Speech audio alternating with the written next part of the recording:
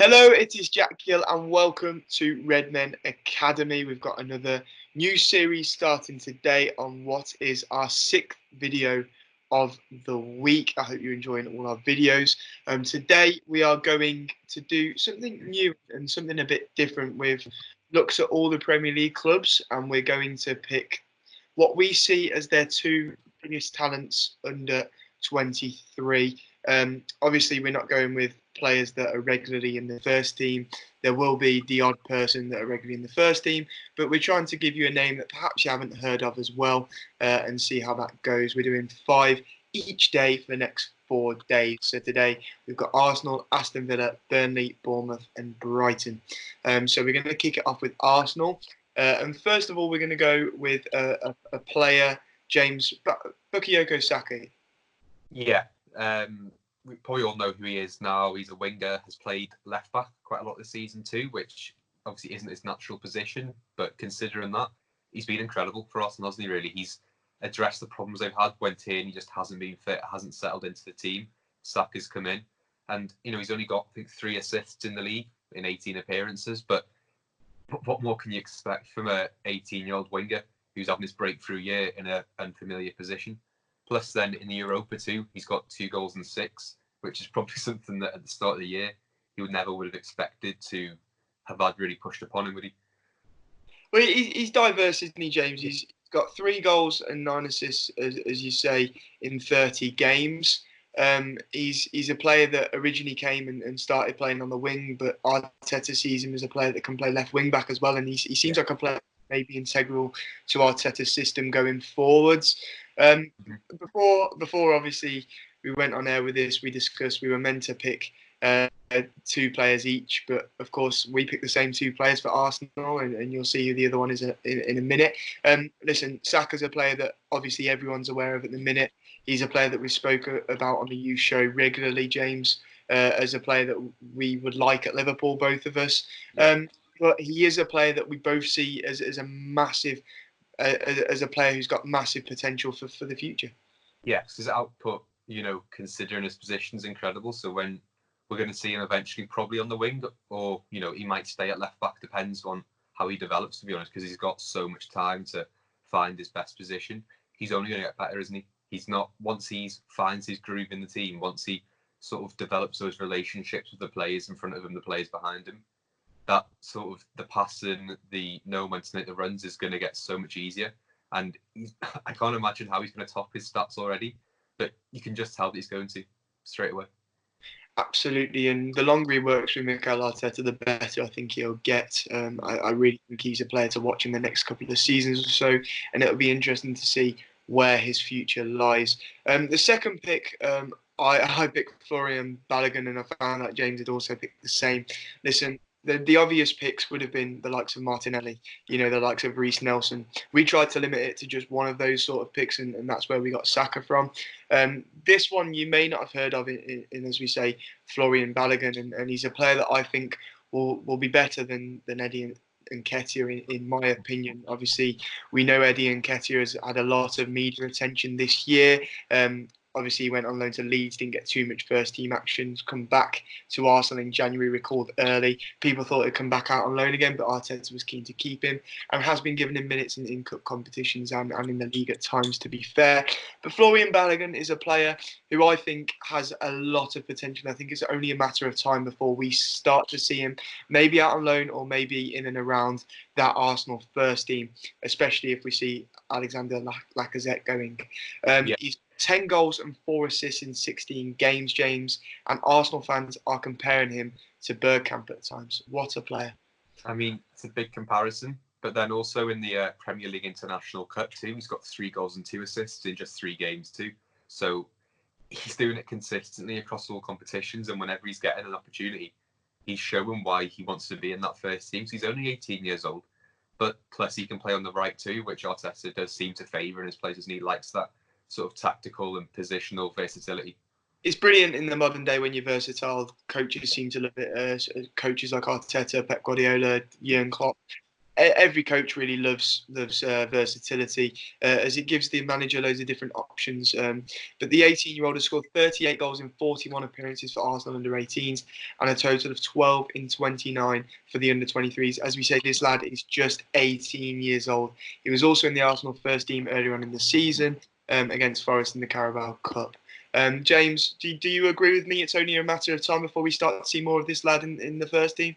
Yeah, because his output's just incredible. You can't ignore a player who's putting in numbers like that. Same with Curtis Jones. His numbers speak for himself, and players who are that good at such a young age aren't going to just want to sit around, are they? You can't really just not acknowledge them. I think if they do lose Lacazette, which I think he might end up leaving, he isn't to really have found his place in this Arteta team.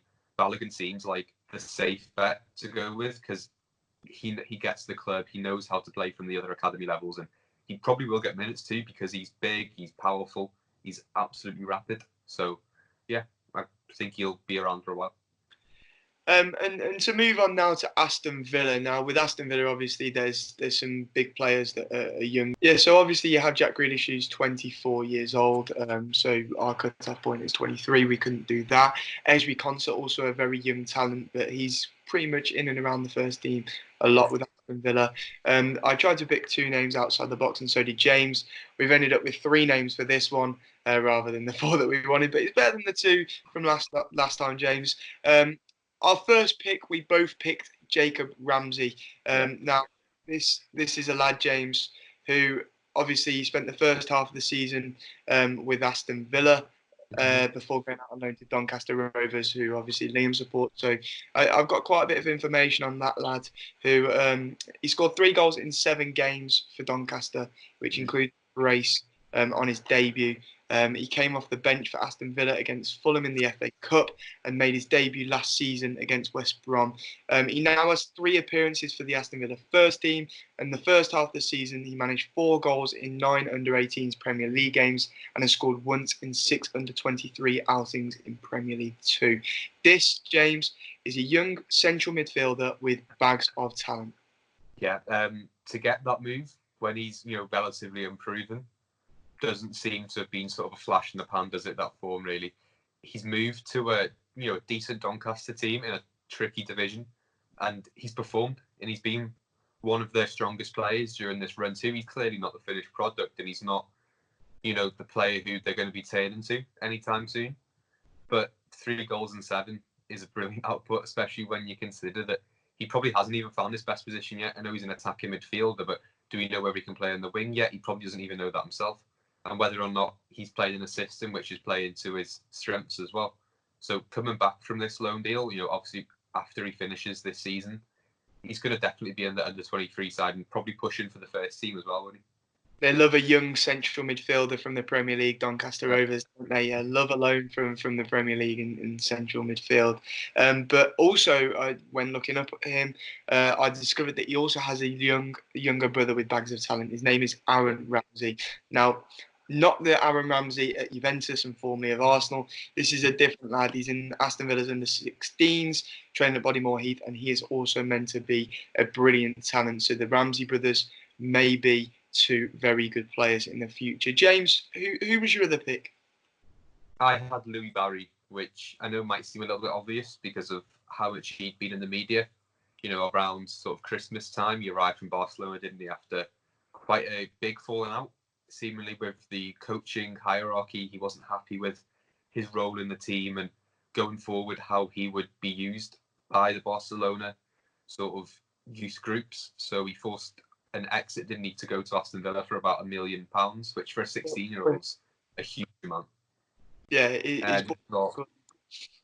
he's not played a huge amount since he's arrived. We've got here that he's got 3 goals in 2 games, which might also, not include sub appearances, but you can see that he's come from a foreign league. He's going to need to adapt back to English football because he's playing now probably at a higher level than he's ever played before. I know he's playing for the under-18s in Spain, and he was, getting good minutes there. But English football and especially development football is a completely different kettle of fish, isn't it? Yeah, this is a player that everybody was sniffing around when he was at West He got a dream move to Barcelona, and everyone was shocked at the fee at the time. He scored on his debut for the Barca youth team, and then, as you say, there was a bit of a fallout. Ended up moving to Aston Villa. I think there's even a problem. There was a problem in January with the fact that Barcelona hadn't even paid West Brom yet for him, the Yeah. full amount for him. But now he's ended up at his boyhood club, and I think a lot of Villa fans are excited with what happens with him. And to be honest with you, he's a player that a lot of people have their eyes on, and it will be interesting to see what comes of it in the future if he lives up to the name that is expected of him. I went for Callum O'Hare, another player from Aston Villa, out on loan in League One. He's been at League One leaders Coventry this season, and he's a player that a lot of people have their eye on. To be honest with you, he's another central midfielder, more of an attacking midfielder. He's got 3 goals and 4 assists for a high-flying Coventry side this season. But Coventry fans love him. They say he's a very, very good player, and he's one for the future. 21-year-old, so he's got loads of years ahead of him. It'll be interesting. I think he will leave Villa in the summer and go on a permanent move to either a Championship club or a League One club. However, it's an interesting one because obviously we don't know yet what's going to happen with Aston Villa if they're going to be relegated themselves. You'd imagine they'd lose a lot of their players if they do, but they do have a very good youth setup at Bodymoor Heath, Aston Villa. So it'll be interesting to see what comes of that. But I know if Coventry are promoted, they'll probably be very keen on keeping this man, James. Yeah, he fits in that sort of age bracket of players who are at the point in their career where they either need to cement their place in that first team squad and be travelling on a weekly basis, or leave permanently because he's turning 22 on the 1st of May. He's got that versatility going for him where he can play in midfield as an attacking midfielder or as, a bit further forward on the wing and up front. But he needs to sort of now decide whether he sees his future at Villa. He's only made 4 appearances for them, I've got here, in the last 3 years. So he is at a crossroads, and I can't see there being a shortage of suitors in League One for him, without a doubt. Absolutely. To move on to Bournemouth now. Did we get 2 different picks for Bournemouth, James? We had 3. We both had Jack Wadham, didn't we? Jack Wadham, yeah. Well, there's not too much on Bournemouth, and it's the same with Burnley with players under 18, because they obviously play in a different league to what most teams play in the under 23s and under 18s. We've got 17-year-old Jack Wadham here. He's Bournemouth born. Central midfielder. He's been at the club since the under 10s level, and he continues to flourish in the academy as a first-year scholar. We've got a quote here saying that he's a very good passer of the ball. He sees a killer pass, is both-footed, and continues to develop all the time. So it'll be interesting to see what happens with Jack Wadham. James, who was your first team sort of pick for Bournemouth? When you picked up on the first team, yeah? Yeah, David Brooks, and I know he's 22 years old, but we've got to remember that he hasn't played at all this season.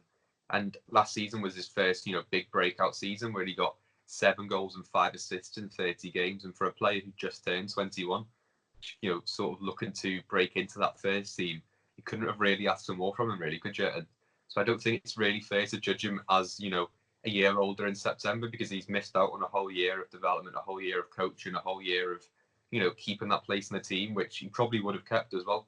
And it's probably a factor in why Harry Wilson's got so much game time at Bournemouth too, because he's had basically a free run at his role in the team, which otherwise probably would have been reserved for Brooks. I think he definitely earns that role, didn't he? Absolutely. I went with Ramsdale, the goalkeeper, of course. I think he is a future England number 1. Now, obviously, he's going to battle that out with the likes of Dean Henderson, but I think he's had a great season this year.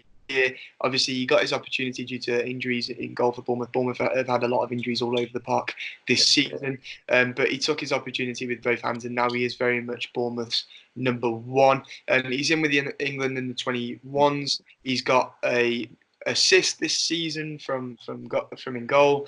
He's also got 4 clean sheets. According to, obviously, all our stats are according to Transfer Market, and I think he's a player, James, that could possibly benefit from the European Championships being delayed as well. Obviously, we have a lot of England have a lot of goalkeepers at the minute who are impressing. You've got Nick Pope and Dean Henderson looking to steal that number 1 shirt off Jordan Pickford.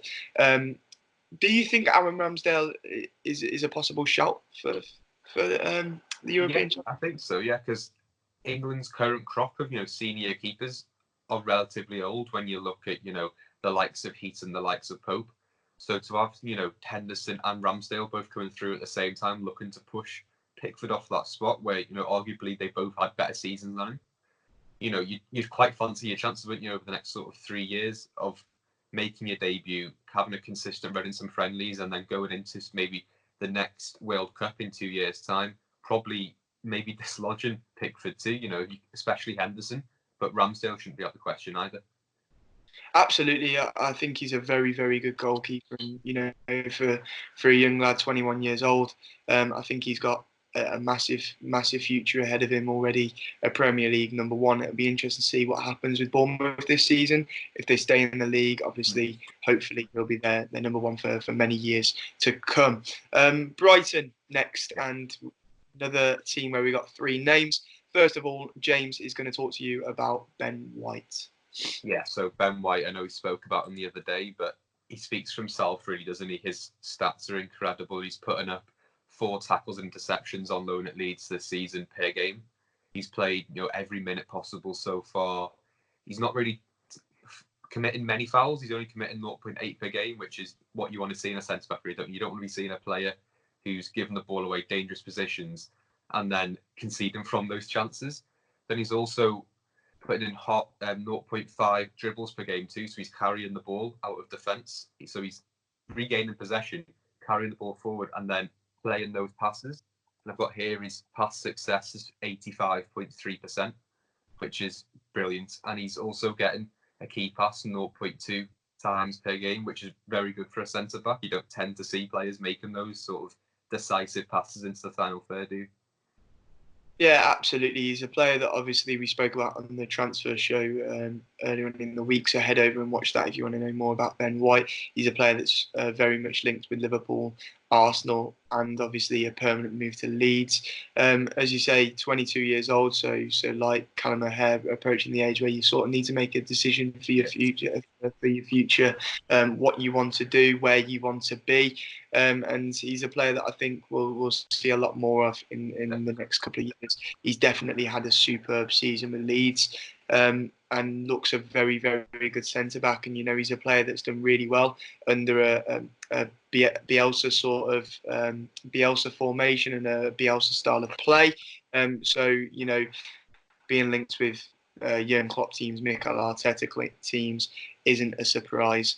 I think he's going to be a very good centre back in the future, and he looks a very good centre back already.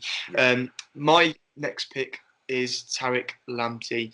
Obviously, for regulars that watch us a lot, James, they'll know that I love Tariq Lamptey. I've spoken about him numerous times on the youth show.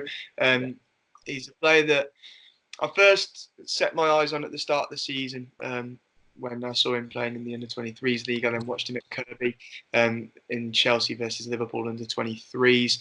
I thought he was brilliant that game. He was Chelsea's best player. He got sent off late on in the game, but he was all over the park, and everything that Chelsea created going forward seemed to be on that right-hand side, and he looked outstanding. He got his senior debut against Arsenal in the Premier League earlier this season, where Chelsea won 2-1, of course. And then in January, there was a lot of clubs sniffing around him, but he ended up moving to Brighton, where he's now taken the number 2 shirt, I believe. He's not played the way Potter to play. He set his eyes on this young right back. There's a new breed of fullback. And I think he's seen good things and decided to sign him. And I think it's a brilliant move for him, don't you, James? Yeah, he's got that versatility, hasn't he, where he can play right midfield. So it shows that when he is playing sort of further back, he has the ability to go forward, he has the ability to create. Because being in those positions isn't something that's uncommon to him. He's not going to get forward and think, okay, what do I do now? Because this is his second game, this is second nature to him. And you can understand why he's been signed. It makes absolute sense. Yeah, But it's you know, perfect. he's got age on his side too, hasn't he? So Yeah. he's got everything going for him, really. Well, I thought at the time it was an excellent move for him because obviously the way Brighton play suits him to a T, and I think under the Graham Potter style of play, I think he'll be superb. And as I say, I think it's only a matter of time before we see him as a regular in that team. Yeah. So it'd be interesting to see that. James, you had rather than just one pick, you had a few that you can pick between, didn't you? Yeah, so I had Antef Tsugi, which I think I've absolutely butchered, but he's a 17-year-old Belgian centre-back who obviously is playing for Brighton now. It was released by Chelsea, age 14, so another former Chelsea lad here. He's just a brilliant ball-playing centre-back. He can read the game very well, but he can also carry the ball, which obviously, as we were saying, it's not something that you tend to see very often with centre-backs, but he's got that maturity where he can push off challenges, he can drive forward, and then release it to someone who's more comfortable, creating these opportunities. I've got a quote here saying he's an impressive reader of the game, and academy staff have been equally struck by his communication skills. So he's one of those vocal players in the defence you're going to see sort of telling the players what to do, how to play, and where they should be, even though he's only 17 himself. But he can also obviously play fullback too, born in Belgium, and he can also play a bit further forward in midfield too. But I think his best position is definitely centre back because of all the attributes he's got. So a very versatile player. Yes, He's very. very young, and as you say, another player that's come through Chelsea's academy and maybe shows a link between Brighton and Chelsea there. Yeah. Just to see, it shows Brighton has certainly got an eye or two on Chelsea's academy. But it doesn't surprise you, James, because Chelsea, and we'll talk about this more in tomorrow's video, but Chelsea have a superb academy, don't they? Yeah, they just seem to be churning out players on like a season by season basis. It's no surprise that their loan army is as big as it is because they literally can't fit all these players in their first team. And while it's a shame that they're probably wasting some of their formative years at Chelsea, they're getting exposure every season. They get access to these loan deals that they mightn't have had access to if they played for everyone else. But everyone knows that Chelsea produce brilliant players, so they're being able to go and play for very good teams or getting transfers to solid sides based on the reputation of their academy, aren't they? Absolutely. Did you have a couple more for Brighton? Yeah, I had another one, Taylor Richards, who he's not as big of a talent, but he's definitely someone to keep an eye on. He's 19 years old, he's a midfielder, and he recently arrived from Manchester City at the start of the season. I know Brighton are third in the Premier League too, as far as I believe. Yeah, and really well. In 14 games this season, he's got 5 goals and 2 assists from the midfield. So they've clearly signed him with a sort of knowledge that he's played for City. He's a good player, but this City side's very solid in midfield. It's very solid all over the pitch, to be honest. And it's no fault of his own that he couldn't make it in that team and he sort of moved elsewhere because they still signed him for about £950,000, which is a decent fee for a Premier League 2 player, isn't it? Yeah, So absolutely. I definitely want to keep an eye on next season because he's the reason why Brighton are flying so high in that division now. Yeah, it's very interesting with Brighton because obviously you've got a team here that have changed from playing under Chris Hughton very much a Route 1 side to a team that now wants to play football under Graham Potter, and you can see the way they're evolving. Like we say, the Tarek Lamptey timing is perfect. You've also got Neil Maupay, a brilliant young striker coming through up front with them. So it'll be interesting to follow Brighton over the next few years. I reckon they'll have quite a few youngsters coming through. Next, obviously, Burnley. We spoke about Burnley before, James, didn't we? Burnley obviously playing a different league setup for their youth leagues, their youth team, sorry. So it's very hard to find certain stats on them. We both picked a player from their first team, and we both picked the same player again. It was Dwight McNeil, James, a player who, it's absolutely no surprise that we picked him, is there? Yeah, he's a brilliant player. He's left winger, 20 years old, 29 appearances this season too, which sort of speaks for his ability and the faith that Sean Dyche have got in him because they have their tried and trusted players. Burnley have always had that. They've always had the same players they go to because they know that they can do a specific job and help them play the way they like to play. So to put their trust in such a young player speaks about his ability because you don't see many players breaking through at Burnley, do you? Whether that's a reflection on their different sort of academy system or whatnot. But yeah, is 5 assists this season from the wing, which isn't the best of outputs, but it's still, he's playing in not the most progressive of systems, and he's still being one of their standout players. So, all props to him, to be honest. Yeah, I think he's been outstanding. As you say, he's come through their youth system. He was at Manchester United before, though, but got his debut for Burnley in 2018. And since then, it's been nothing but good for Dwight McNeil. I think he's been absolutely outstanding, and he's one of Burnley's best players now. As you say, 20 years old, a regular in the first team, and he's linked with moves to bigger clubs at times. I think he looks like a very, very good player, and he continues to improve every time I watch him. Really, I think he's had an excellent season this season. James, what do you make of him? Do you think he'll move into a big club in the next couple of years, or do you think he's perfectly suited to a team like Burnley? Well, Burnley don't need to sell him. That's the main thing, really. I know he's valued at around 15 to 20 million, so you'd expect the transfer fee to be at least double that, because why would you sell to a direct rival? And I don't think, the teams in Europe would be looking at him yet. He's not quite at that level where they take a gamble on a foreign player. And I can't think of many teams in England that would go for him right now, purely because we've got so much young attacking talent breaking through pretty much at every team in the Premier League. I think the best thing for him is to continue to get regular game time at Burnley, keep upping his stats, he needs to get more goals to his game, which I think will come when he's, more confident. He's got a better role in that team where he's playing a little bit further forward, because we know he can score goals. He's just not really getting in those positions yet. So yeah, I'd have him stay. I think there's no reason for him to leave. He's not going to get more opportunities elsewhere, especially right now. Yeah, I completely agree with you there. I think he's a fantastic player, and a player that obviously we'll be keeping our eyes on in years to come. He's very much a player in the public eye, as we say, now a first team regular for Burnley. James, who was your next pick for Burnley?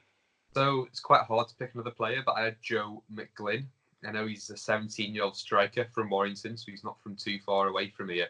And even though he was born in Warrington, he's a Scotland under-18 international.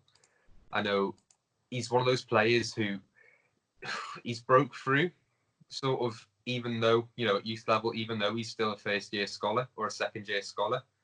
He's a natural striker. He's scored quite a few goals this season. He's been the youth team at Burnley. He's been their main player. He's been their main goal getter. I know he got a hat trick on the first game of the season as well, which speaks about his ability. But obviously, it's hard to bring stats to this when they do play, I believe, in the local sort of semi-professional, professional league, which down the line might have benefits, because these players will be playing against adults and bigger lads. But at the moment, we'll have to sort of wait and see how he develops and if he breaks into the first team, because he's not getting too much exposure right now. I went for Lewis Richardson, James, another player who, but I think Burnley fans are looking at the player that might break through in the next few years. He's definitely one for the future. It looks like he was in the Burnley senior squad for their Carabao Cup tie against Sunderland earlier on in the season. He's a 17-year-old playing for Burnley's under-23s. As I say, he's very difficult to find stats on, but he's been in the Burnley squad this season. He's been around the England setup as well. So it'll be interesting to see what comes of this, James. Yeah, he's a first-year scholar I've got here, and I know that when for the under-18s last season, he scored 5 goals in a 6-1 win against Crewe, which is a testament to his ability, isn't it? Really, where he's just a brilliant young player, and I've got here he scored for England under-16s. Yeah, he's very much in the England setup, so he's a very good player, and a player that I think it's only a matter of time before he starts getting game time in the cups for Burnley. That's it for today. Thanks, James, for joining me. It's been a good show, and I hope you've enjoyed part 1. Come back tomorrow for the next 5 Premier League teams. If you liked our opinions, if you think there are other players that we should have picked, then make sure you comment and let us know who you think, and we'll have a look into them, and maybe there'll be a video on those players down the line. Thanks, James, and we'll see you.